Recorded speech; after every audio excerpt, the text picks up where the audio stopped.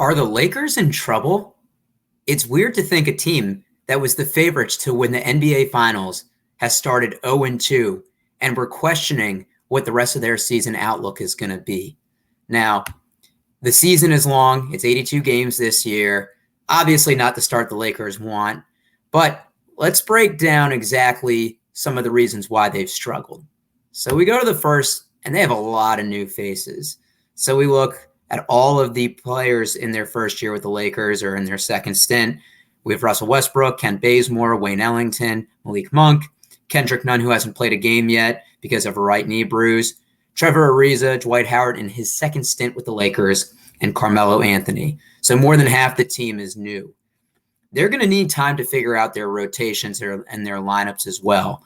So, bringing up the Miami Heat big three in their first year, they started 9-8 and they won 12 in a row after.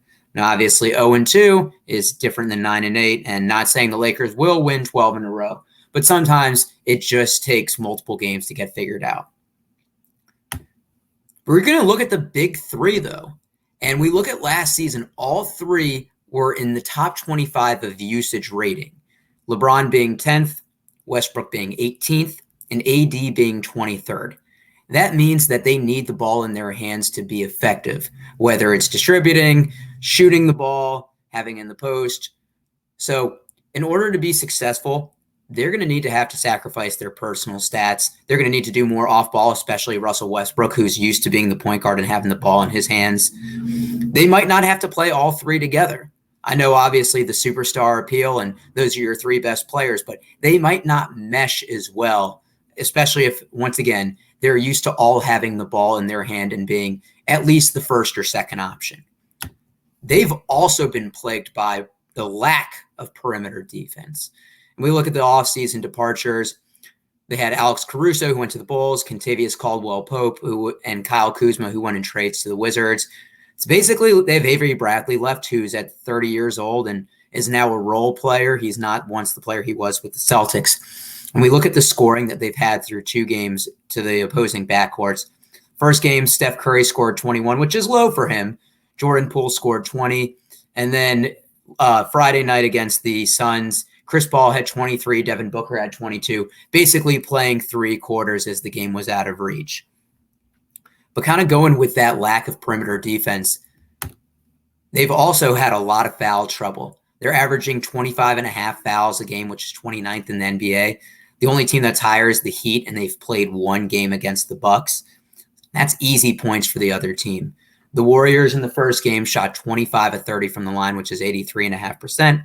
The Suns shot 21 out of 28. Now, if you take out JaVale McGee, who was playing in garbage time and shot 1 of 4, they shot 20 of 24, which is 83.3%. So, once again, those are easy points. You really want to limit the fouls, and you want to play good defense to force tough shots. It goes back to the lack of perimeter D and allowing people to either shoot the ball or drive to the hole and having to commit fouls. Now, I'm a little bit worried for them later in the season because we look at their age. They're the oldest team in the NBA. They have 10 players that are 30 or older with the average age close to 31 years old.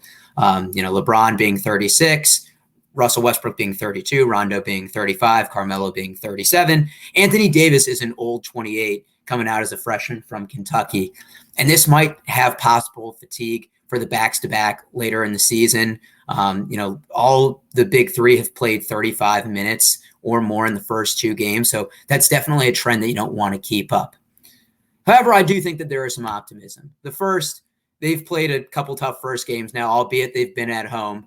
But they've played the Suns, who are the defending NBA champ or the runner-up, and then the Golden State Warriors, who I think are going to have a bounce back year.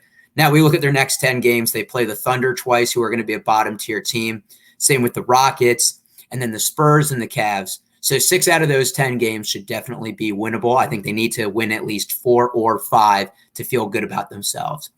Also, this is an 82-game season, kind of what we've seen traditionally. There's going to be less emphasis as opposed to the 72-game season that we had last year. I think that they can afford, kind of a cold stretch if this is one of the few they have at the beginning of the season. And they've been shooting pretty well from the floor. They are shooting 39.4 from three. They scored 114 and 105. And I want to give credit to this on the Gilbert Arenas podcast. he talked about switching up the lineups rather than going what they're doing now, going with a traditional big lineup of playing DeAndre Jordan at the 5, Dwight Howard at the 4, Anthony Davis at the 3, Carmelo at the 2, and LeBron at the 1. Because rather than going with small ball and trying to equal what the teams are doing, you're basically going to have to change the style of play and make them come to your strength, so that if you do have a lot of people getting the rebounds or clogging the interior or people that have long wingspans and contest the shots, it's going to be something new to experiment. And then Russell Westbrook is the enigma off the bench, once again, having that high usage rate. And then maybe Rondo is somebody that you play sparingly. I think the next 10 games are really going to determine whether the Lakers are going to be in trouble for the rest of the season or not, if they're going to need to make some moves or if they can figure it out. What are your thoughts? Do you still have championship aspirations for the Lakers? Do you not feel as confident as they are at the beginning of the season? Feel free to comment. I'd love to hear your guys' thoughts, and we'll catch you on the next one.